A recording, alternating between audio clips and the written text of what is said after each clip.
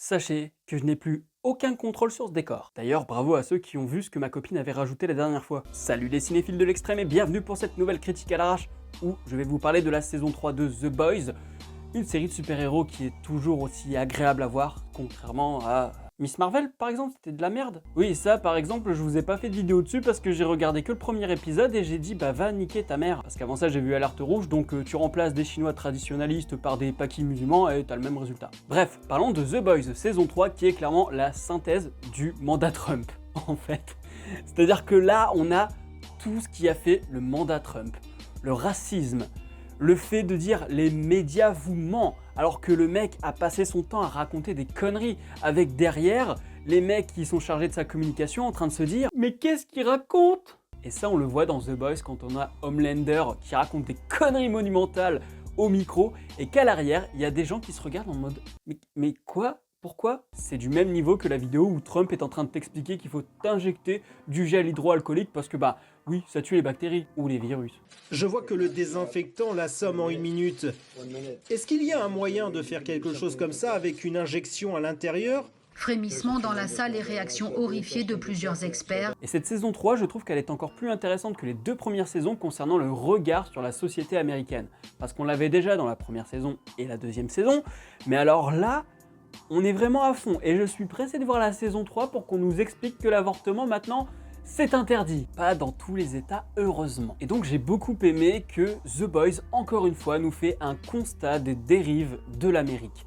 Ce fait de toujours croire à tout et n'importe quoi, la fin de cette saison, quant à Homelander qui bute un mec qui est contre lui, je vais pas dire que ça pourrait se passer dans la vraie vie, contrairement à des trucs que j'ai pu voir sur Twitter, hein, mais il y a un peu de vrai. C'est-à-dire que je ne suis pas sûr qu'on accepte un meurtre, hein, clairement, comme ça, juste devant ta gueule. Par contre, je pense que des choses vraiment très malhonnêtes, des emprisonnements de tes opposants ou quoi, ça a tendance à moins gêner qu'avant, hein.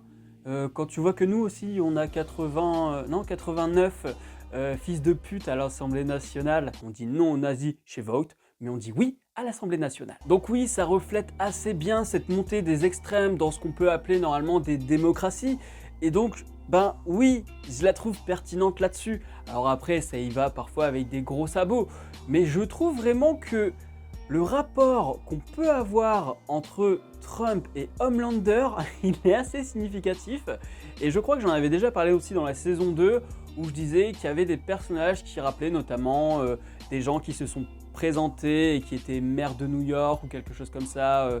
Je sais plus le nom de cette femme qui était notamment...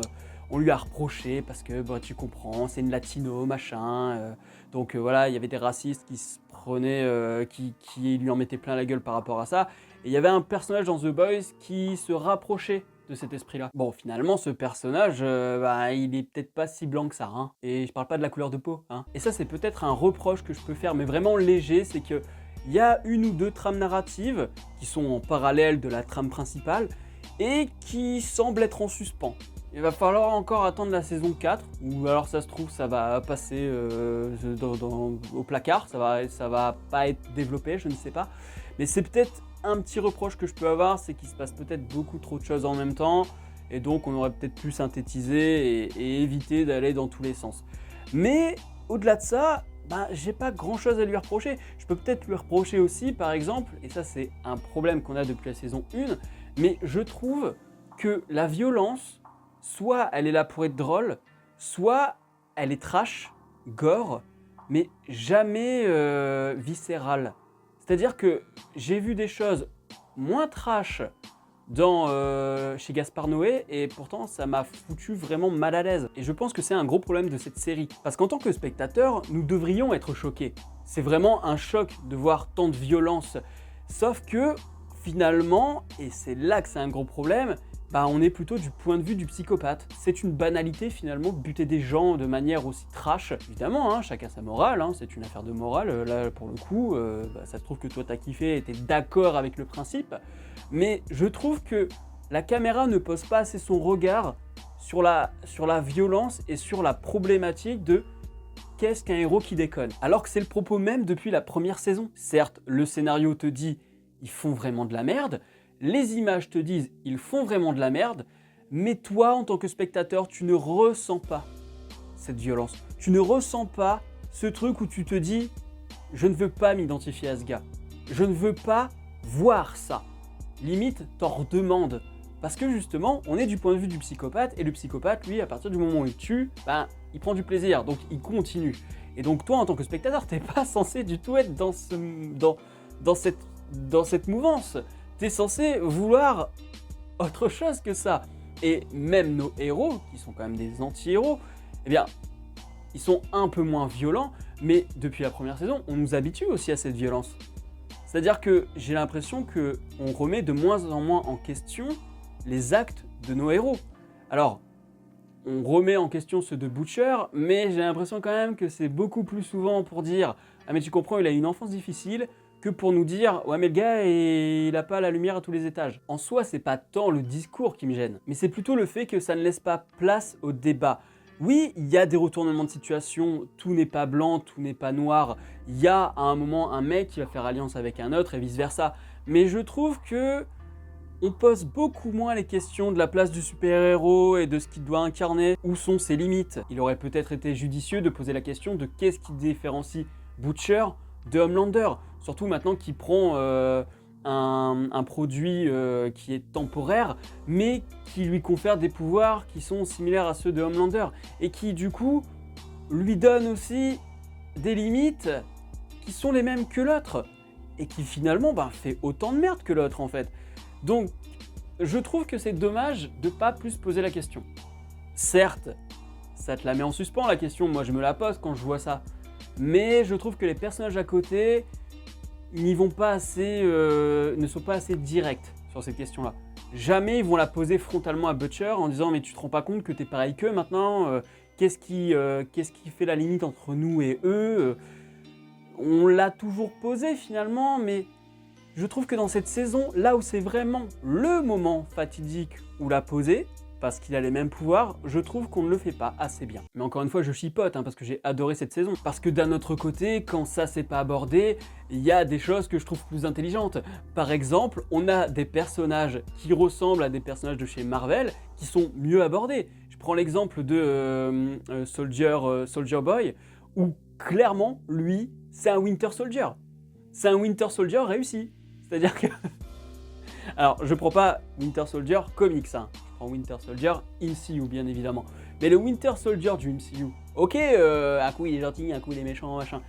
Mais je trouve que c'est pas super bien abordé, le PTSD notamment. En dehors de 2-3 séances au psy, ça va quoi. Là non, Soldier Boy, il fume des ouinges à donf pour éviter d'avoir des traumas. Il a des inconsciences qui fait que il pète tout sur son passage. C'est un mec incontrôlable. Qu'est-ce que ça donne un super-héros atteint d'un PTSD? Voilà, c'est une sorte de Rambo qui est parti totalement en couille. Et je dis Rambo, c'est pas pour rien, c'est parce que ce héros, il est surtout, on parle de lui pour les années 40, comme Captain America finalement, et Winter Soldier, mais c'est surtout les années 80 qu'on aborde ici. Parce que y a tout ce qui se passe au Nicaragua, etc. Et donc, les années 80, c'est les années phares de l'actionneur, c'est les années phares de Rambo. Rambo qui est atteint d'un PSD, Rambo qui dépasse la hiérarchie, qui va au-delà de ce qu'on lui demande, qui fait des choses qui sont humainement inadmissibles. Quand même, faut le rappeler ça aussi. On a beau adorer Rambo, mais s'il était de l'autre camp, on dirait que c'est un gros fils de pute. Sauf que là, il est américain, donc on dit c'est ok. Et donc là, c'est pareil. Soldier Boy, c'est un Rambo avec les mêmes traumatismes que Rambo, surtout dans le premier opus de 1982, mais qui lui a des super pouvoirs, qui lui est obligé de prendre des drogues, qui va tellement loin dans le PTSD que là, oui, ça pose une réelle question. Quelles sont les limites psychologiques du super-héros sur un champ de bataille? Et les limites du super-héros, on les voit depuis la première saison, parce que évidemment, on voit qu'il y a des failles humaines, genre quand ce sont des psychopathes, quand ils ont des névroses, ça c'est typiquement le côté humain. C'est toujours ça le truc, c'est péter le piédestal sur lequel on a mis les super-héros. The Boys sert à ça. Mais là, je trouve que c'est intéressant parce qu'on a abordé la question qu'on peut avoir sur un super-héros sur le champ de bataille, tout comme on a pu l'avoir dans Watchmen avec le comédien. Parce que là, pour le coup, le comédien, lui, il a atteint d'un PTSD, ça c'est sûr. Par contre, un docteur Manhattan, lui non, parce qu'il a plus le même regard sur la société, parce qu'il est tellement en retrait de tout ça, qu'il n'est plus vraiment humain. Donc du coup, lui, il est extérieur à l'humanité. Par contre, un Soldier Boy ou alors un comédien, eux sont encore humains. Donc ça pose la question très intéressante de comment on gère un super-héros après un traumatisme. Bon, évidemment, je trouve que ça va pas toujours au bout des choses. Mais c'est parce qu'en fait, ce n'est pas une série sur Soldier Boy, donc du coup, on le limite à je prends des drogues, je suis toujours dans le gaz et j'ai un besoin de vengeance. Mais si on avait fait une série uniquement sur lui, ben là, je pense que ça pourrait être intéressant en fait. Je pense que ça pourrait être intéressant d'avoir toute une histoire sur Soldier Boy depuis sa création jusqu'aux années 80 avec ce moment fatidique où clairement il a disparu de la circulation. Et potentiellement après la torture. Parce que c'est encore une fois, Rambo c'est pareil, il a subi de la torture. Donc il y a plein de choses à faire là-dessus. Il y a plein de choses à faire sur ce personnage que je trouve très pertinent, très intéressant, sur, encore une fois, ce qu'il est censé incarner et ce qu'il est en réalité. C'est le Homelander précédent, ce qui est normal parce que Homelander c'est la version 2.0 de Soldier Boy. Mais voilà, je pense que ce personnage est intéressant à explorer. Et j'attends qu'on me l'explore plus en détail. Donc, plein de choses intéressantes en termes de discours. Ça, c'est sûr. Mais je trouve qu'il y a toujours un petit truc où je me dis « Ah, c'est dommage, on pourrait peut-être aller plus loin. » Elle est moins drôle cette saison aussi. Là où la saison 1 et 2, j'étais en train de me marrer à donf, peut-être parce que c'était encore la découverte. La saison 3, je la trouve moins drôle. Mais c'est pas plus mal. C'est pas plus mal parce que je pense que c'est plus le moment de rire, en fait. On n'est plus dans ce truc où on regarde ça de manière extérieure en se disant « Ah putain, c'est drôle quand même ce qui se passe. Ah là là, ils ont buté un cachalot. » Des trucs comme ça. Là, il y a des choses drôles, mais je trouve qu'on n'en fait pas des caisses. Alors, on en fait des caisses parfois parce que, encore une fois, je le rappelle, je trouve que quand on fait des choses trash, il y a parfois où il faut quand même lever le pied sur la blague et montrer vraiment que ben là ça déconne, hein, te faire ressentir vraiment ce côté viscéral auquel tu veux pas être confronté, c'est ça qui manque à cette saison, encore une fois. Mais au moins je la trouve moins drôle, ce qui permet vraiment d'être beaucoup plus sérieux dans les enjeux. Parce que là il y a énormément d'enjeux, tu sens que c'est vraiment là où ça va péter à donf. Tu vois Homelander, qui est déjà barré de la tête hein, depuis le début, mais qui monte en puissance et qui monte pas vraiment en puissance, mais qui monte en pétage de câble. Et c'est pour ça que l'acteur est génial, c'est qu'il n'a pas besoin de parler, c'est ces tics là, les tics qu'il a au niveau de la bouche parfois, où il est là, il fait bonjour, je souris à la caméra, mais je vais tuer des gens. Ça c'est extrêmement bien réussi, cette montée en pression où on se dit putain l'épisode 10 mais ça va tellement être fou. Et en fait c'est ça qui est cool, c'est que on renverse la vapeur et au lieu d'avoir une destruction massive de toute la ville, on a un sacrifice. Et ce sacrifice va servir Homelander pour la saison 4. Et ça c'est du génie, c'est ça qui est intéressant, c'est que on permet à ces super-héros d'avoir leur communication. On permet à ces super-héros de prendre le pouvoir en fait à cause de la fake news, à cause du racisme, à cause du clivage dans la société. Et ce clivage c'est le même qu'on a eu à l'élection de Trump, avec des pro-Trump et des anti-Trump qui étaient en train de manifester côte à côte, avec des flics au milieu pour pas qu'ils se tapent sur la gueule. Et dès qu'il n'y avait plus de flics, bah alors là ça se tapait dessus. Et on a vu exactement la même chose dans cette série. C'est pour ça que je trouve que elle est vraiment symptomatique du mandat de Trump et qu'elle est aussi assez représentative de là où va la société américaine.